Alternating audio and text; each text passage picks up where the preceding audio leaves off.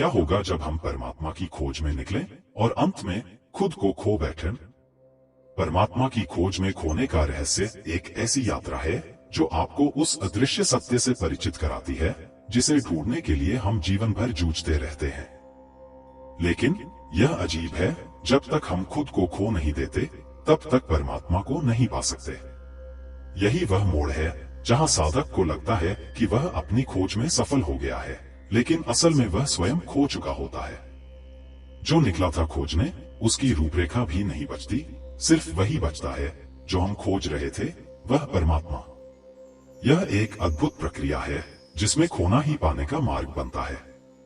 जब तक हम अपने अहंकार और दीवारों को नहीं हटाते तब तक परमात्मा का दर्शन संभव नहीं हो पाता। तुम ही हो बाधा, कोई और नहीं। इस खोज की सबसे बड़ी विशेषता यह है कि यह बाहरी नहीं बल्कि आंतरिक यात्रा है। अगर तुमने खुद को इस खोज में बचाया तो तुम्हारी यात्रा अधूरी ही रहेगी। तुम्हें वह दीवार तोड़नी होगी जो तुम्हारे और परमात्मा के बीच खड़ी है। यह दीवार तुम्हारा अहंकार है जो संसार की चीजों से भरा हुआ है लेकिन परमात्मा की कमी को महसूस करता है। संसार की सब चीजें तुमने अपने में भर ली, लेकिन परमात्मा की कमी खटकती है।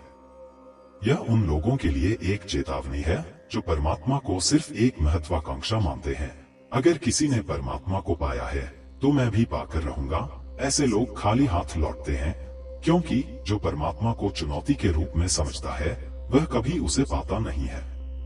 जब साधक अपने अहंकार को छोड़ देता है तभी सिद्धत्व की प्राप्ति होती है। जब तुम खो जाते हो तब परमात्मा को पाते हो, यही असली रहस्य है। परमात्मा हमेशा से तुम्हारे भीतर था और तुम्हारी दीवारों ने उसे ढक रखा था। यह खोज ऐसी नहीं है जैसी हम सामान्य रूप से समझते हैं। यह एक गहरी आत्मिक यात्रा है जहां खोना ही पाने का रास्ता है। अगर तुमने खुद को इस खोज में खो दिया तो ही जीवन में परमात्मा का बीज रोपित होगा। पहली और आखिरी बात ख्याल रखने जैसी है कि तुम अपने को मिटाने में लगना वही परमात्मा की खोज है।